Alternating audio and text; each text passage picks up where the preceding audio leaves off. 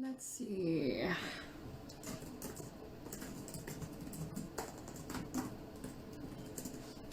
So it's Steven's here. Jeremy from TJ's here.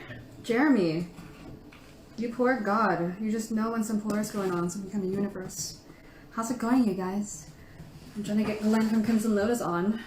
We look like we know what we're doing on Instagram, but we don't. So we're figuring that out. But bonjour to Jeremy and Amy, my French teacher. Gabby's here. T Traveler is here. Let's see. And David Best is here. Yeah.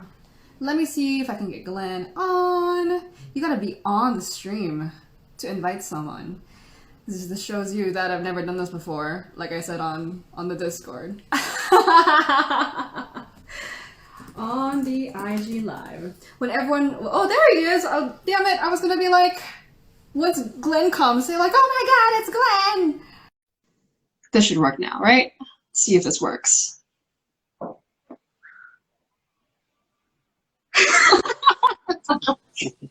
We did it! Woohoo! I'm gonna turn the camera around. Yay! We did it. I'm gonna turn.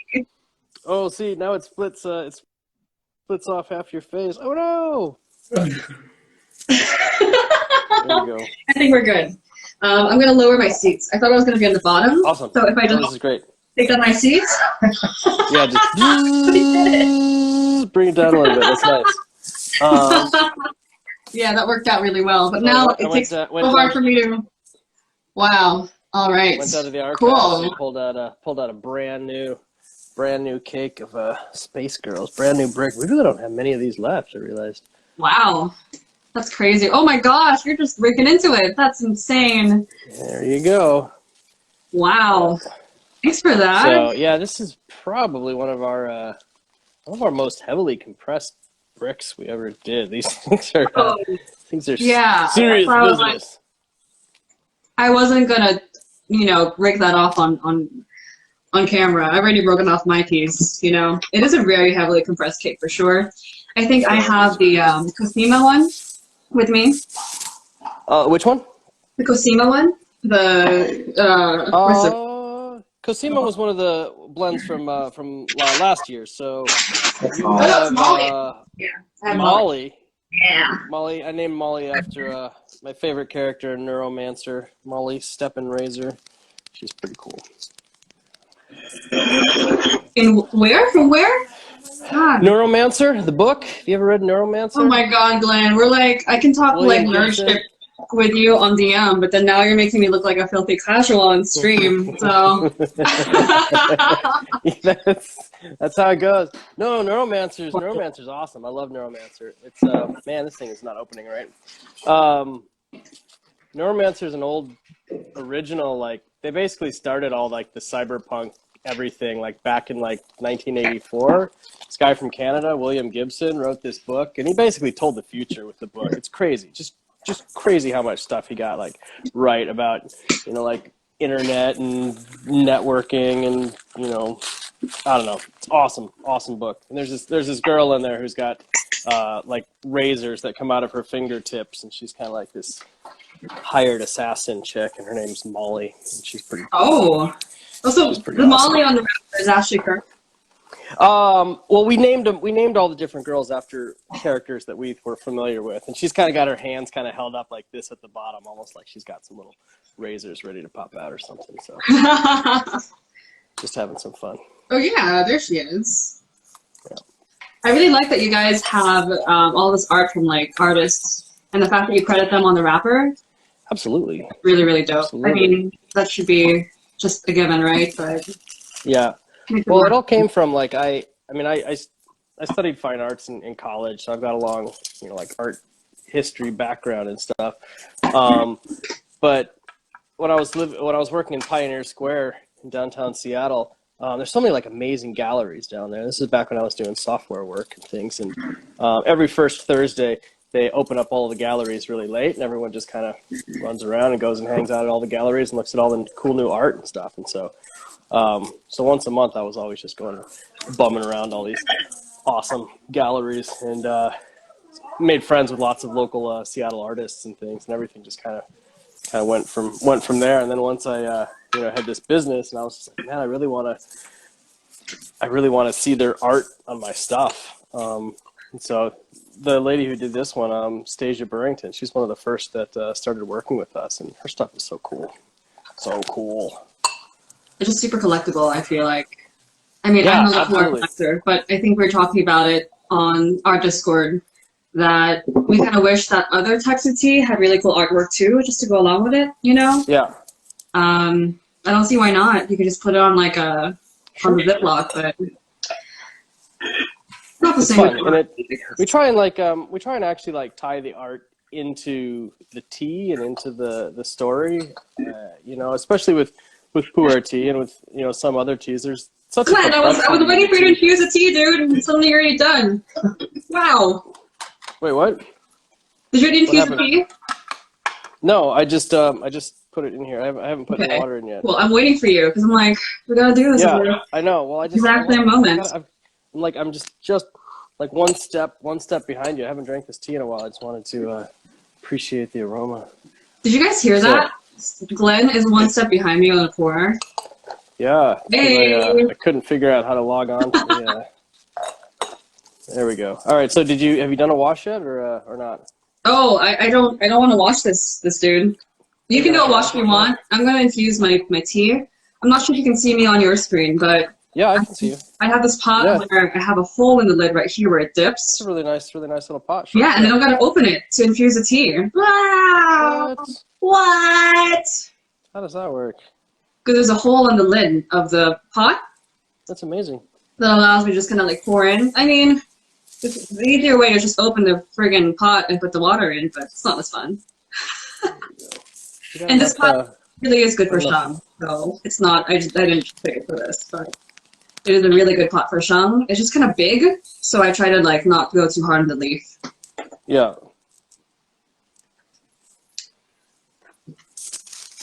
Yeah. It's a big daddy pot. See how cool you're joining us. I really appreciate it.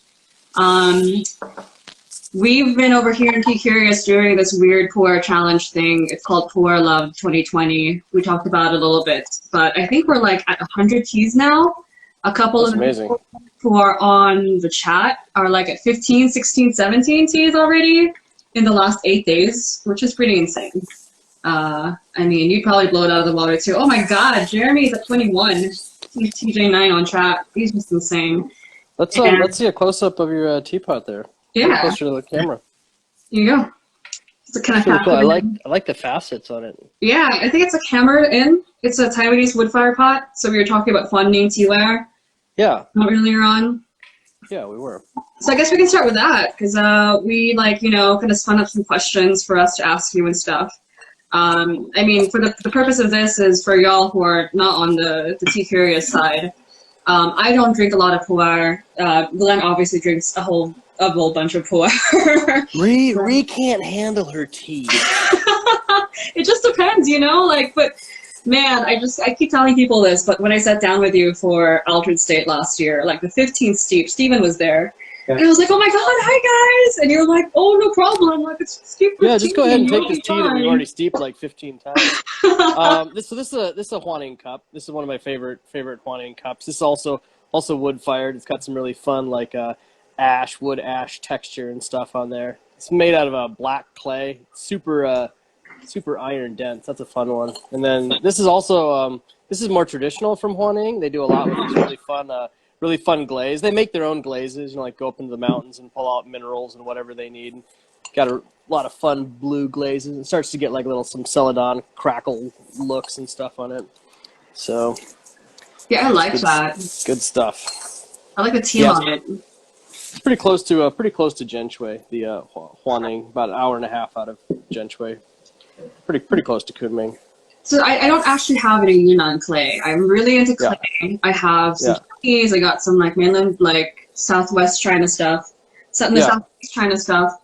I think you were one of the first people to bring in Zhenchui, at least from what I remember. It was early. I think there were some other people that were also doing it. But funny story, like after doing some research, found out that Genshui clay was introduced into America at like the Chicago World's Fair of 1918 or something like that. They had a representation of like potters from Genshui like more than 100 years ago.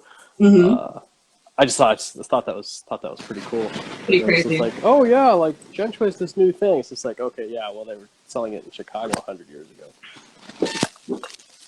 And do you think that, I think this was in your blog post too, I mean, just sentimentally, there's that connection between having teaware from that place and then you're brewing the tea from that place there. Yeah, that does it for me. Absolutely. Yeah. I really feel that that's that makes things special. You know, I like brewing pu'er, and you know, teas were grown in the same soil that the clay comes from. I think that's kind of cool. So both Huaning and Jianshui are from Yunnan? Yeah, they're about an hour and a half, 2 hours away from each other. They're pretty close. And there's other places in Yunnan that also have some interesting clay things, but they don't have the quality needed to actually produce tea ware. There's some stuff up near where Lamu grew up in Shangri-La, right in the foothills as you get into Tibet, Nashi black clay and stuff. And I don't know, we tried working with some potters there for a while, and their quality standards just weren't there, so it was kind of disappointing. We wanted to be able to offer some stuff from there, but it just wasn't ready yet. Yeah. And do they drink pu'er over in, I mean, it's a stupid question, do the Jianshui and Huaning potters drink pu'er for the most part? Oh yeah, constantly. They're always you know, like showing off like some new, you know, tea that was gifted to them by some, you know, from some famous garden or stuff like that. There's a lot of like one-upsmanship, and it's really funny because they're you know, it's the high-end world of pu'er, ironically, is still really new to the average consumer in China, including people in the tea like the pottery world. So, you know, like I went to this one guy, you know, like who's a really well-respected like potter there, and he's making a bunch of really amazing teaware for us, and you know, he starts brewing up some tea, and I was just like, oh yeah, this is a really decent, you know. I was like, I'm enjoying this show pu'er. He's like, ha, what are you talking about? This isn't show pu'er, it's sheng pu'er. I'm like, yeah, I'm pretty sure it's show. And he just started laughing at me. And he's like, oh, you're supposed to be the tea expert. You don't know the difference. I'm like, well, just show me the wrapper. And he pulls out the wrapper, and he's like, oh, yeah, this is show. And I'm like, it's just kind of funny. It's like, but you know, when it comes to clay and pottery, he knew everything. But you know, even pu'er, he was just like a little out of it. Yeah, I find that, you know, I don't know anything about ceramics, but the biggest epiphany I give my ceramics friends is like, have you tested it with tea? And they're like, you know, they'll talk like for hours about like, you know, the cone types and the clay blend and everything.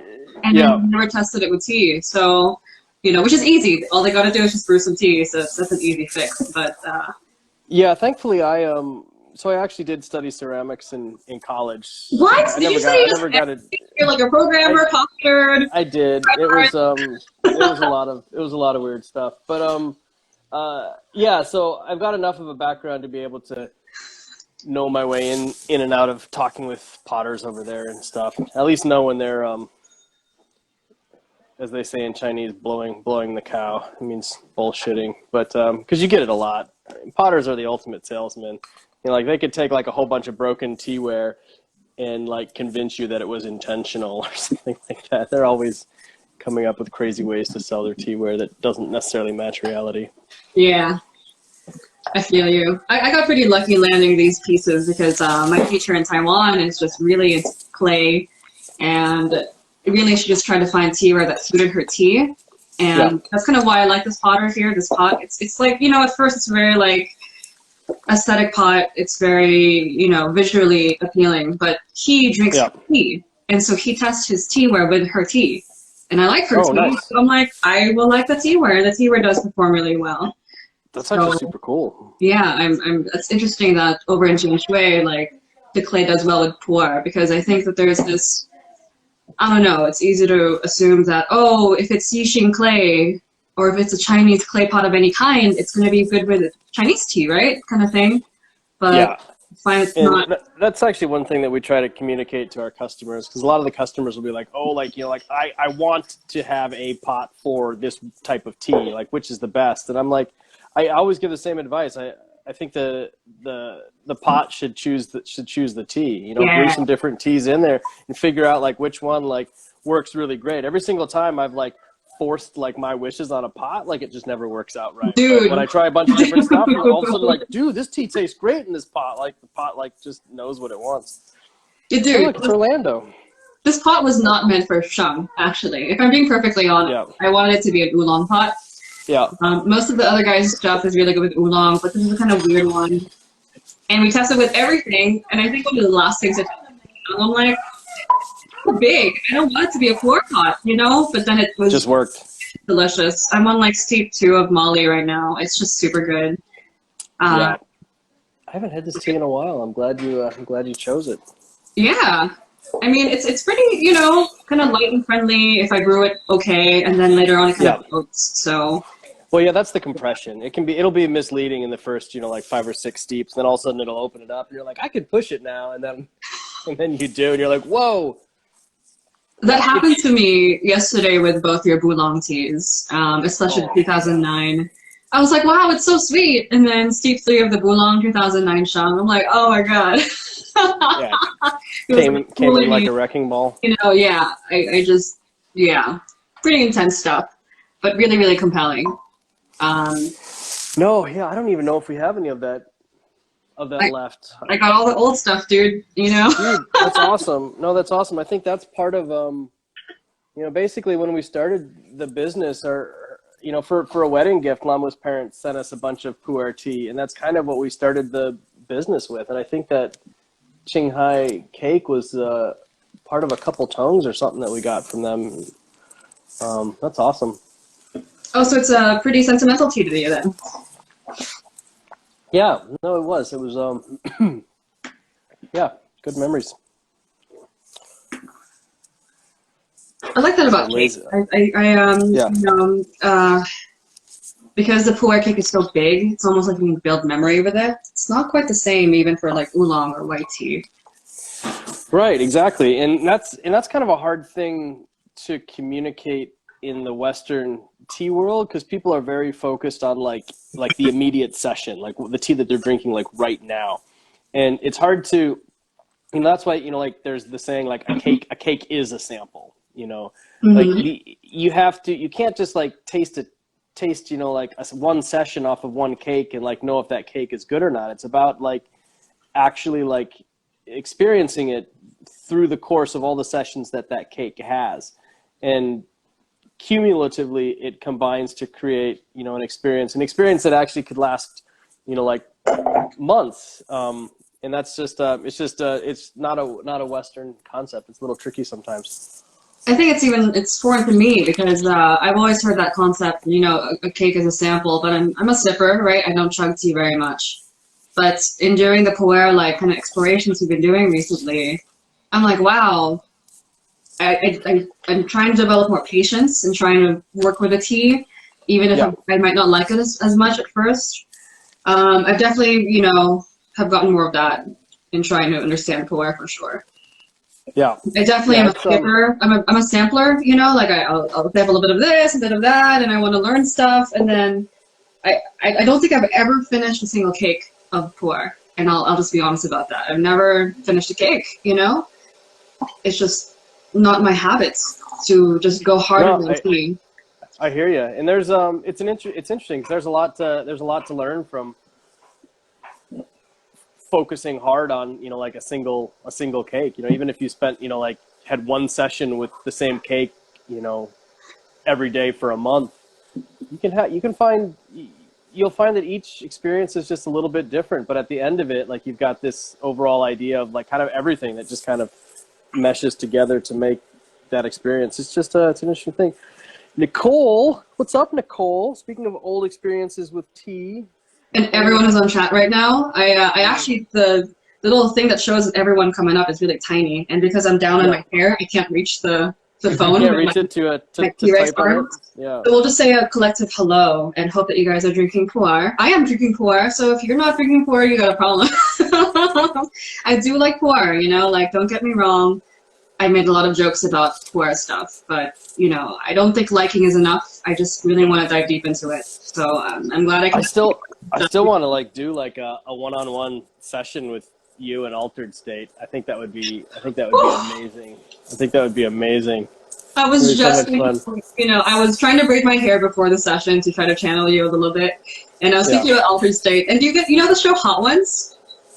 Oh yeah, I do. It's almost even like Hot Ones, where like the cake kind of unfolds over time, and then you ask me progressively more difficult questions.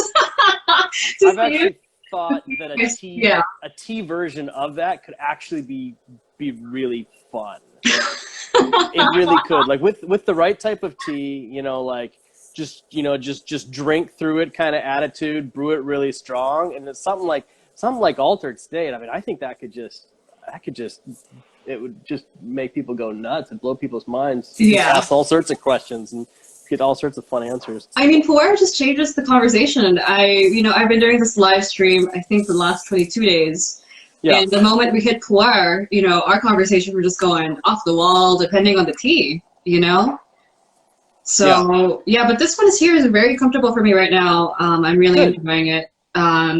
So can you tell us a little bit about what the blending philosophy was? Or like, how do you even come up with a blend?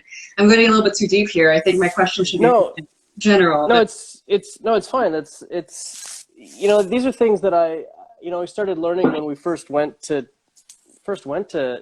Yunnan. Was that 2013 or 14? Maybe it was 2014 spring. I think so. You know, we started off spending like a lot of time in the tea markets, you know, like talking with, you know, like tea vendors and working with, you know, tea experts. And again, we went over there like not really knowing anything, not knowing how the industry worked, not knowing how nearly anything worked. But, you know, I knew that pu'er tea was something that I really liked. So we started spending time with people who were professional pu'er tea blenders, and they would talk to me about their thoughts and methodologies about that. And coming from a coffee background, I appreciated blended coffees, but I was really passionate about, you know, like single origin coffee experiences. And so I'm still passionate about single origin tea experiences, but it's after a while you find out that like there's usually kind of a linear experience that you can get from a single origin or even like a single garden or like a single tree thing. They can usually be really amazing in one way, but it's almost always at the detriment of some other quality, unless like it's like a superbly stupendous material, in which case it will just be outrageously expensive. So we spent a lot of time, you know, number one, like analyzing the individual properties of, you know, like a tea, you know, like what is the aroma of this tea? What is the flavor of this tea? You know, like what is the aftertaste? Is, you know, like bitter or sweet? You know, like how much tea energy it has and all of those things. And then kind of trying to like rank each of those on a scale, and then working, you know, if you found one tea that didn't have much aroma but another tea did, you know, trying to find a way to kind of bring them together and blend them and balance them and really just trying to make something bigger than the sum of its parts, I guess the best way to describe it. And so with, I have the 2016 Molly. Which, like, what was your, so I guess that's the cake. Might be good to show the cake up. What was your philosophy in doing this particular one? And you said you even like kind of matched the cake with the characters you put on and stuff like that. So Molly, so all the Space Girls from that year all had the same, it's all the same blend. So there's just a different wrapper. So it's the exact same tea in each of those. We made it different for the 2019 Space Girls, where there's two girls, but each one is a different blend. So yeah, basically the idea was, you know, I like to think of teas as storytelling teas, and so you know, I believe that, you know, since pu'er tea can be used across so many sessions, there's a lot to be told in a tea, and I really want like the teas to have some sort of way of exhibiting that through like the name of the tea and the art and how the blend works. And so I mean the rough idea with this tea was just to kind of have something that was, you know, like nice and sweet and floral and easily approachable, but like if you pushed it, it could kind of like get like aggressive with you. Just the idea of like these, you know, girls traveling through space. I mean, it's not an easy thing to do, you know. They're still nice and friendly and girls, but like you cross them, they're gonna come back. That's hilarious. It is biting back a little bit now. I'm like, I think on the fourth step or something, and it kind of like opened up a bit, which, you know, I've kind of noticed on my cake before. Yeah. Like, So that was the rough idea, you know. So, you know, once, you know, we work with so many different farmers and stuff, and each different garden and things has a different type of you know, personality, and so you start understanding eventually like what different areas of teas and farmers produce and things like that. And so, you know, if you put in, you know, X amount of one tea, that it's going to be, you know, like sweet in the early steeps, and then you can toss in something that's a little bit more aggressive. I got somebody back here munching on the tea leaves. This girl sitting there munching. Are you eating the tea leaves, Gemma? You like to eat the tea leaves? That's so cute. I think this girl's label through her. She's hilarious. Yeah. So yeah, that's the rough idea, and you know, it's nice when we can work with different artists and things who I can express like the idea of the tea with them. You know, like for Altered State, you know, working with I can't think of his name right now. What's his face up in Canada? McDonald. Yeah, like expressing to him like the idea, like, man, like this is what I want. I'm gonna have a tea that's just gonna be like just completely out of this world, mind blowing thing. And he's like, hey, I've got this idea about like this tea brewing robot, and I'm like, awesome. And so we just started working back and forth, and so he was actually a part of, you know, basically the entire process from you know, concept down through production, and then actually the final printing and everything. And when you start blending a cake, do you like already have some matcha? Do you have, or like raw tea that you already have at your disposal, or do you go out and find the tea that suits your version? So usually what we'll do is the first thing we do is, you know, anytime we find an interesting tea, we buy as much of it as we think we can. And then once we've gathered enough interesting different materials, I start trying to see how they work together. And every now and then, you know, I'll come to one that just like, it needs just like one more thing, you know, and then I'll specifically try and like find like an actual material that matches that. And sometimes that gets a little bit trickier. So then, like, give us an idea of how it happens then. Do you just have like a pile of like matcha, like different piles of matcha on the table? You're like weighing them out, mixing them together in gaiwans? How does it work? Yeah, that's it. That's exactly what it is. And this is one of the things, so why I really like working with 150 ml gaiwan, because that for me is 10 grams of leaf, and 10 grams of leaf, if it's 10 grams, it's really easy to do ratio math, because, you know, like 50% is just 5 grams, 20% is just 2 grams. So it's really easy to just take all my material and use, you know, like, you know, I got my little scale, and so I'm always just like tossing material out, and I can just do like 5 or 6 sessions in an afternoon trying to get the ratios just right. My other trick is I got a little spreadsheet on my phone where I track everything and all of the ratios and all of the different, you know, like how much material we have of one, you know, because if I'm using like 50% of like one material in a cake, and I want to have 100 kilos of that cake, but I don't have 50 kilos of that base material. So I try to be kind of scientific about it and track it and figure out like, you know, where I can do things. And ultimately, you know, when it comes down to it, you know, a couple percentage points doesn't really matter over the course of a cake, because a cake is, you know, when somebody takes, you know, if it's a 200 gram cake and somebody breaks off, you know, like 20 grams in a session, or 10 grams in a session, you know, like you don't really know what they actually got leaf wise. You know what I mean?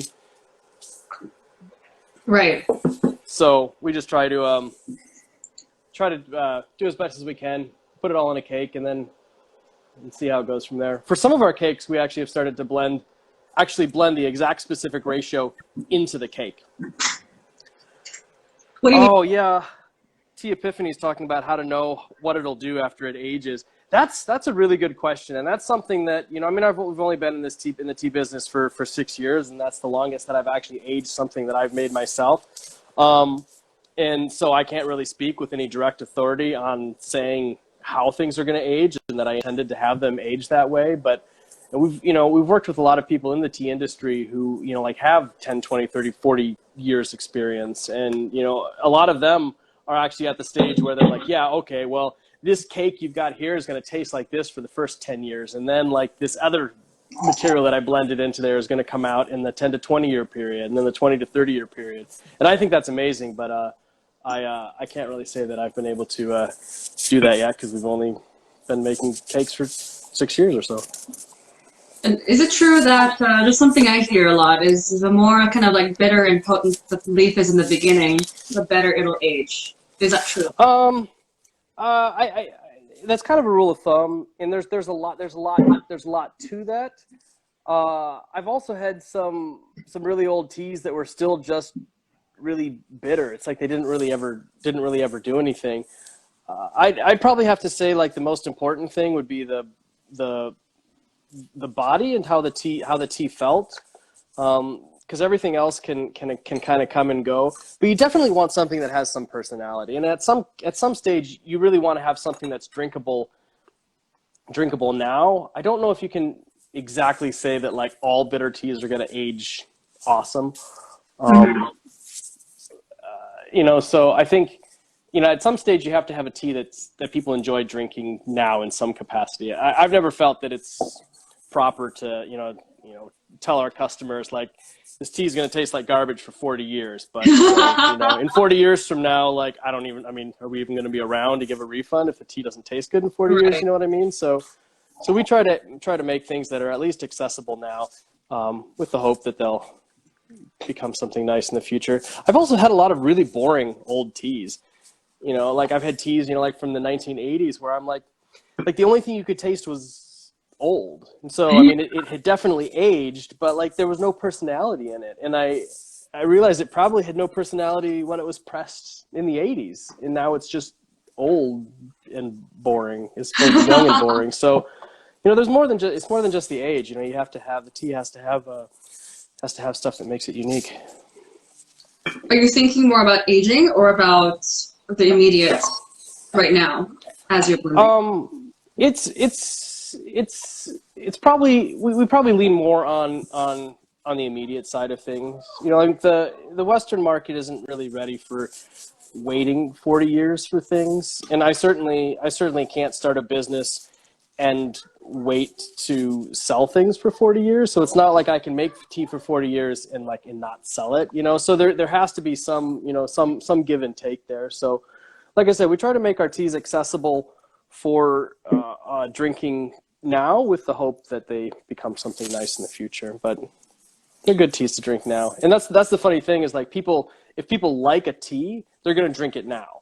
Right. Like, so the teas that they don't like are the ones that they're like, I'm going to put this in the Pomodoro and I'm going to wait. And so like the only teas that people are aging are the ones that they don't want to drink now. And so all the teas they're going to have in 30 years are the teas they don't like. It's just this kind of ironic, like puer conundrum. Yeah, I'm definitely like a now drinker. I don't like to age things. If I need to age something, I need to get more of it. Otherwise, I just want to now. Yeah, and that's another thing. It's certainly possible to like buy a bunch of tea and get it set for aging, and then ruin it. Like I don't know, like rats got into the tea storage, or it got too hot and or too humid and it got moldy, or it got too dry and it dried out. And so, in some ways, it's best to let the storage experts age it and then just buy it aged, because then you know exactly what you're going to be getting, the experience you're going to be getting. So that's true. I actually didn't like to collect cakes for a long time. Not because I didn't want cakes, but because I was using the excuse of my weather here in Vegas, because we hover around like 10 to 30 degrees, 10 to 30% humidity, which is, bone dry as far as storage goes. And I felt that for a long time I was killing my cakes. Yeah. But interestingly, a couple of my friends were, just open enough to try bringing some of the teas back to life. And some of my like ancient cakes from like 2013, 14 that I just knew, like just a single cake without a covering, laying out in my tea closet. You'd think it would have dried up by now. They actually brought them back to life for a little bit. So Sonia's asking about tea drunk. She wants to know. She wants to know what it is. Why don't you take that question? You gotta Hey, Lamu, yeah. this is a really good steep right here. You guys drink it. I sent out an email to our newsletter the other day. You know, when I answer a question like this, I don't like to say it's just yes or no, or black and white. It just depends on the person. There are people who have been drinking tea for a long time who have never gotten tea drunk, which to me is insane because I feel tea very easily. So Shiloh says over here, down here, depends on who you ask. You know, it's just the feeling that you get from the tea. But I don't know. It's kind of hard to describe unless you experience it. And Yeah.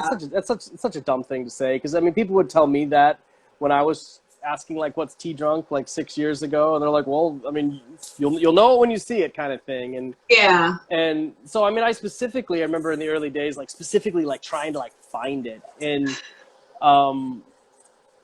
for me, it wasn't until I got to China and started having tea, you know, like made for me by, you know, like tea industry professionals, where all of a sudden it was just like everything just made sense, and it was like, oh, like I finally get it. Right. I think the one thing that it is like I want people to go and explore and like try to find it, but if it doesn't happen, just to keep drinking tea. But there's a good bad tea drunk, so like don't get like fucked up in a bad way, you know. Like, so I like telling this story. I'm not sure if she's in the chat. Twig and Snip, are you in the chat? I love her. She's awesome. She's actually she works for Floating Leaves.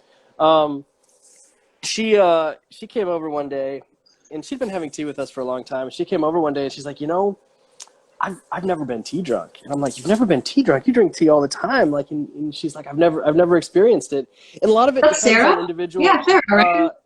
Yeah, a lot of it depends on individual personal biology. You know, I mean, if some people process things faster than others, and so maybe it doesn't come. And so I was like, well, tell you what, like, let's just sit down with like 3 or 4 teas and see if we can get you tea drunk. And I'll work through all of my like most heavy hitting teas.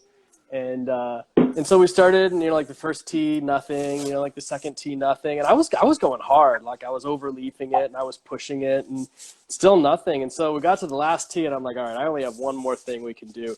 And that's like our slumbering dragon, our like God, wild tree material. And I'm like, we're gonna go strong on this, and if this doesn't do it, then I don't know what was. And it didn't do it. It didn't do it for her. And I'm like, you know what? We can try something different next time. But she messaged me the next day, and she's like, when I left your house, about an hour after I left, I realized I was still driving, and I had no idea where my house was. She just got in her car and just kept driving for hours, and was just driving and really had no idea where to go. And she's like, so maybe I was a little tea drunk. I thought that was really funny. Kind of like a delayed reaction. Make sure we don't see in the news. Tea selling couple in Seattle gets sued for attachment to DUI. Yeah. That would not be good. No, it wouldn't be good. So I don't know. The last steep that we did, I had Llama come over and have some of it. Oh my gosh, it was so good. That last steep that I made, everything was just perfect. That was just like the best last taste. I think 2 steeps ago, I started sinking into it. Yeah, but it's still rolling now. I think I'm getting a little bit too. It's becoming a little bit light. I did underleaf it for myself so I could stay sober. Oh, you underleafed it. I have to stay like here, No, you don't. If I pass out, Steven will draw markers all over I take a marker and draw on my face, so it's dangerous. So I have a couple questions come in from because I don't want to just ask what I want to do, although I want to. I can ask you all that later, I bet. Probably. One from like let's do this one. So Jeremy, who's 9, I think he's on chat. He's a guy with a 21 out of 7 Polaris for the challenge. So this kid is just insane. We're supposed to do 7 in 15 days, Glenn. I mean, people can do more, but this kid Jeremy is already at 21. Oh wow! So this is you just drink 1 puer a day? Is that the challenge? It's 7 over 15 days. So it's meant for people who are both new to puer to try to just at least just inch into it, you know, because some people are really allergic to it, right? Great. And so sometimes he's way ahead of the curve. yeah. So I was like, if you don't love pu'er, there's your challenge. If you love pu'er, you'll have a good time for the 2 weeks. And a couple of the people here already finished too. But his question is, what is the fuss about Bingdao and Laobanzang? Like, why are they private regions? Is it like, yeah? Let's just have you answer. That's actually, I mean, that's a really good question. A lot of it really comes down to marketing. You know, these places know what they're doing, and they know how to build their name, and they've been working at it for quite a while. But I mean, that's not everything, because at the end of the day, like a tea really has to stand up for itself. You can't just, you know, like start marketing some like garbage tea in the middle of nowhere. It'll only get so popular. And so, I mean, Bingda has amazing tea, and Laobanzhang has amazing tea. But a lot of it's marketing and demand. There's like one company that owns a significant portion of, what was it? How did it go? Like in mid 2000s, one company came in and basically signed a deal with the Laobanzhang farmers and got them into like an exclusivity contract for like a significant controlling portion of the tea material in Laobanzhang, like 75% or something like that. Wow. And then they just started marketing it heavily, like pushing it everywhere, raising up the price and stuff. And those other farmers, you know, like the 25% who didn't buy into it, you know, like it helped them out because now like they've just got this popularity thing. And a lot of it really is that. But those teas are it's special tea. I mean, Laobanzhang and Bingdao, a lot of it's the soil material. It's how they care for the teas. I mean, so the teas definitely stand up for themselves, but on a dollar per gram basis, you can find better teas out there for like, I'm talking just at a dollar per gram experience, because the amount of money that you're going to put into the experience that you get from a Laobanzhang or Bingdao tea, if you put that same money into a different mountain, you can probably get something that's like 95% of the way there, and you'll be spending significantly less money. So, but there's good tea from Laobanzhang, good tea from Bingdao, great teas. Would you ever spend for Laobanzhang or Bingdao in your position? Would I ever what? Would you ever spend the money for Laobanzhang or Bingdao just for yourself even? It depends on what it was. We sold some, you know, I mean, so we're in an interesting position because I don't have to worry about like buying for my own personal consumption, because I can buy for things to sell and then also have part of it as my personal consumption. So we haven't sold anything from Bingdao, but we've sold a handful of things from Laobanzhang. I personally like Laomana a little bit more than Laobanzhang. That's just down the road, a couple miles away. And then Hakai is also really close. I think those are much better experiences for the same buying dollar. I think the Laobanzhang market is really overpriced for most of what you get.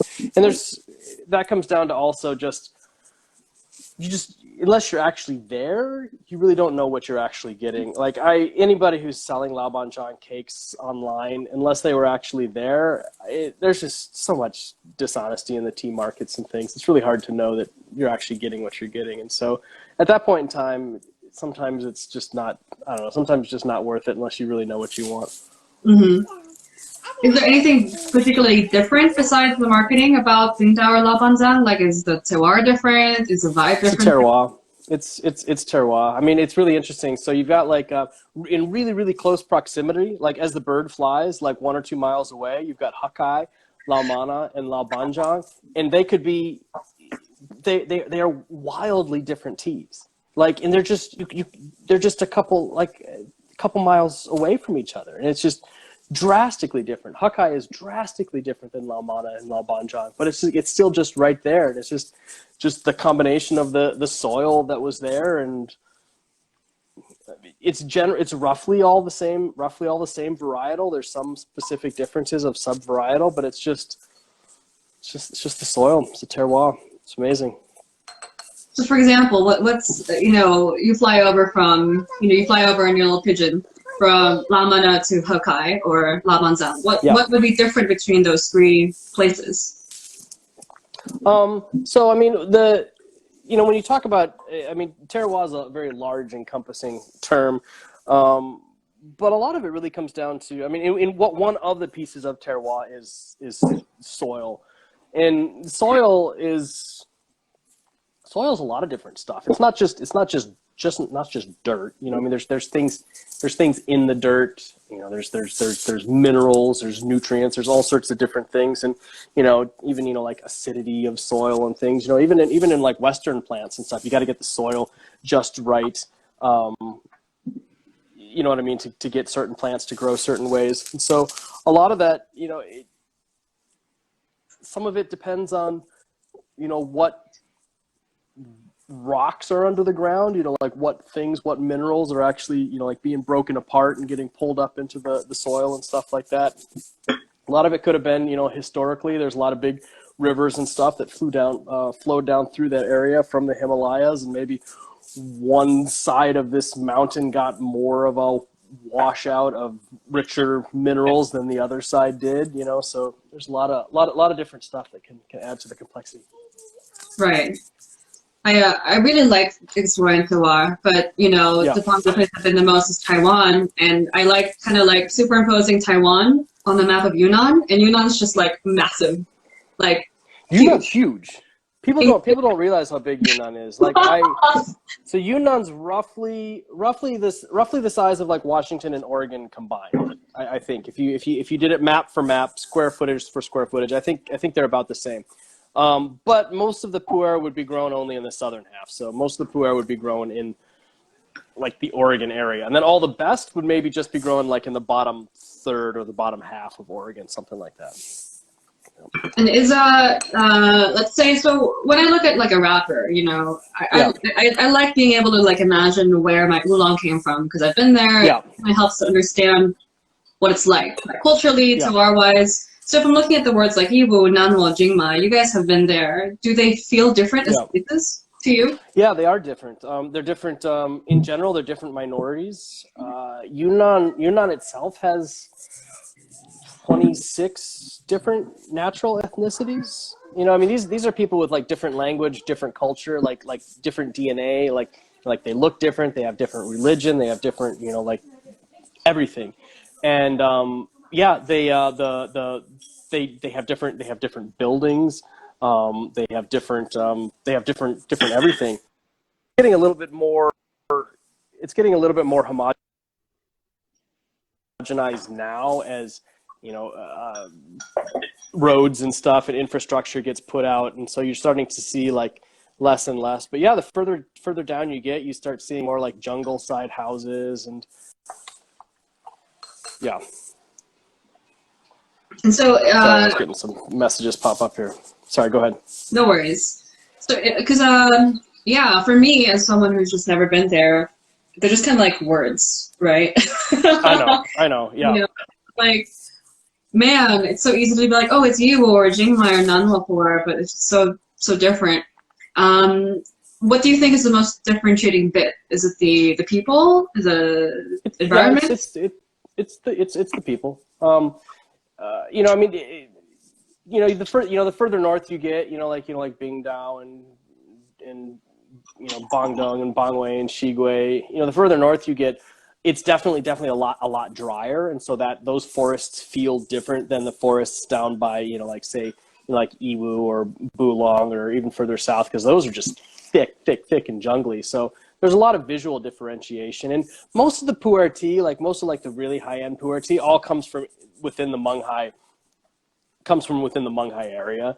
And so you can set up camp in Munghai, and every single day for a month drive just a couple hours away to some other famous mountain. So a lot of the pu'er tea generally comes from more of what looks like the jungly areas and stuff. But yeah, no, you can definitely tell the difference in even in like the buildings, the type of buildings that are made, the type of people.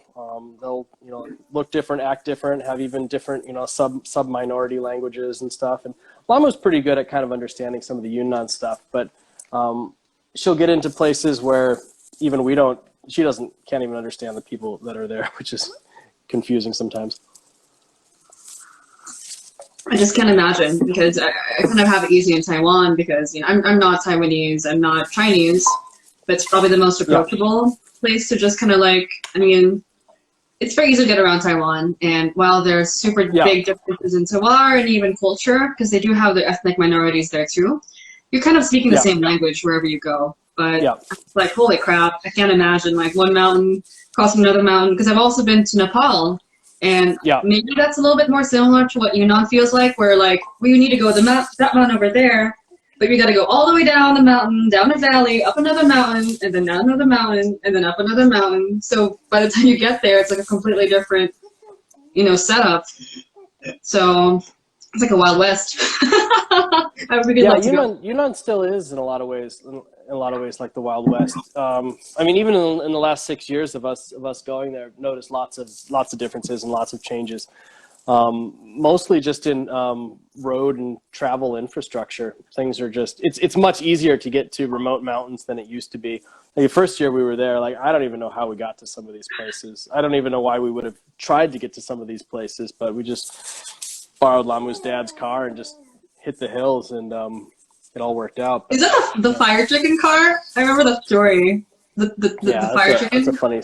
The fire chicken. Just a mistranslation between the word turtle and turkey.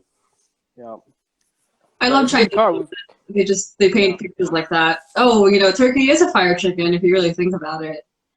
And 6 years is a long time, Gemma, you weren't even alive yet. You weren't even born yet. Ashley wasn't even born. Gemma's still sitting here munching on those tea cakes. Oh my God. You want to say hi, Gemma?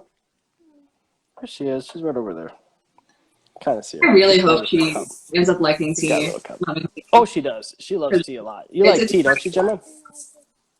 Because take his tail off. Yeah, go ahead. You've probably seen it, and maybe I'm not sure if it's the same in Yunnan, but I've just seen a lot of just the older generation has been doing tea for a long time, and they just halts at this generation here because they don't want to continue, which I get. They're their own people, but then I'm like nerding out in the family tea shop, like, oh my friggin' God, it's amazing, and then their generation, who's the same age as me, is like, it's just boring, which I understand. Yeah, right? It's funny because there's definitely even kids in the West definitely have this thing where they don't want to do what their parents do, which is ironic because like the previous generation in America was definitely a coffee drinking one. Coffee shops everywhere. Everyone had the cup of joe in the morning with donuts and stuff. And so like the new generation is just like, I'm not going to do what my parents do. I'm going to get into this anime and tea thing, And so it's funny because you're seeing the same switch over there. They're like, now they've got like fancy Starbucks in different places. And they're like, I'm not going to do the tea thing that the last 20 centuries of my people have done. That's true. Yeah. Starbucks is like old generation now, It's not cool anymore. We have a lot of high school kids like come to the tea shops here and they're really, I know, right? Yeah. I was one of those high school kids, but I'm like an older high school kid. It's been a long time now, but from like a local Yunnan perspective, you definitely see like the trend towards moving into the big towns, moving into the big cities, and not doing like the farming thing that the parents did. The kids are definitely doing that. And we've talked to some farmers, and the guy's like, well, like I'm only here because I didn't pay attention in school. And you're like, man, like you just feel really bad. I've heard that story over and over again. It's so funny because it is funny. A lot of the market. You really hope he's this mystic, like 10 generation tea farmer, and then you ask him, he's like, I just didn't want to go to school. So it's just, yeah. Ooh, did we lose Glen, or did they lose us? Glen. Say it again. Marco. Hello. What? Okay, I lost you for a second.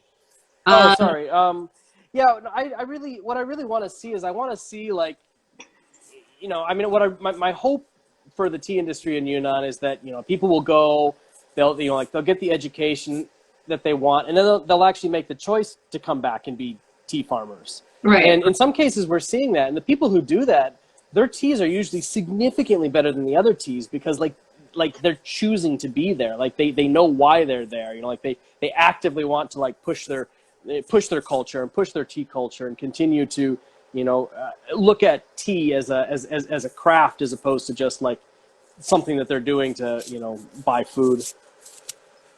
Right. So we've got 5 minutes left here. I want to squeeze in one more question before I want you to drop like all your just tell everyone everything you want them to know. So it's from Robin at Art Economics, and this is something I want to ask too, because I really like wild forest tea. Is it worth it for farmers to keep an area kind of like wild forest in Yunnan, or is the market better for regular plantation stuff? So that's kind of a loaded question. Like what we think of as wild and what they call wild don't really match up. You know what I mean? So you'll see the term wild being used exclusively as a marketing term. Mm-hmm. Some guy can have some garden and not pick the garden for 10 years, and now he's like, hey, this is a wild garden. And you're like, well, right. No, I mean it's not. Or I've even seen people in China selling wild longjing. It's just it doesn't make any sense. You can't. That's just you. There's no such thing as wild longjing, And so what people think of as wild generally really isn't what they think it is the first thing. And so and yeah, you do have some people that have cultivated gardens. But even then, the term wild doesn't really mean that doesn't also mean that it's better. Because you think about, China's history with tea. I mean, how many millennia have they been doing this? Maybe at least 20 centuries minimum, right? And so over time, they've found the varietals that actually work the best for making tea. And the varietals that don't work good for making tea are the ones that they just leave out in the mountains, or the ones that don't get picked and processed. Right. And so you've got this very natural selection genetic process over many, many, many centuries that has brought us the cultivated varietals that we use now. And there's a reason why they're cultivated now, because they're probably the best for teas. And the wild stuff, it may have been mixed with other stuff. I mean, it really depends. There's some really amazing wild material out there, but at the same time, just grabbing something, it's not just about having something that you don't maintain. There's so much that goes into the term, and it's really kind of we actually try not to use the term too much unless I've been there and I know what we're actually getting. Some people have actually sold us, wild purple teas. And then I get them and I'm like, well, this isn't wild and it's not purple. And so, it's just but it was sold to us as that. And so I'm like, whatever. And I'll put it into a blend, and I won't even use those terms, because it's just not even worth, confusing the end consumer with it. Right. But that's an interesting perspective, because, I'm very particular about, the use of certain, we can't even fit this into the topic, but if you're dealing with quote-unquote wild tea in Taiwan versus wild tea in Yunnan, it's they would literally leave the garden abandoned for 20 years, and that character is so rare there that people will pay a little bit more for what you get from it, because usually, it's just usually so plantation-based that level of wild makes the tea better, if that makes sense. Yeah.